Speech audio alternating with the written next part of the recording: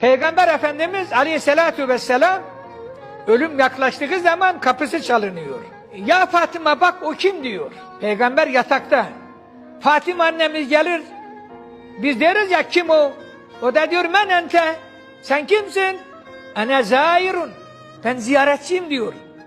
Geliyor Fatıma annemiz, ya Resulallah bir ziyaretçi var, kabul eder misin?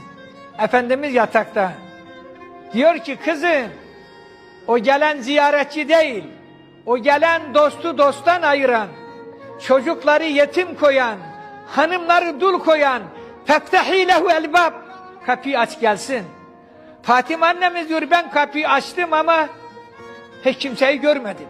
Melek ya, gelen ölüm meleği Ezrail aleyhisselam. Kapıyı açtım, bir ses duydum. Esselamu aleyküm ya ehle beytün nübüvve ve risale. Selam size olsun ey ehli beyt ve Allah'ın Resulü. Babam dedi ve aleykesselam ya ahi ya Ezrail. Selam sana da olsun kardeşim Ezrail. Eci'teni zairen em kabiden biiznillah. Gerçekten beni ziyarete mi geldin, görevli mi geldin?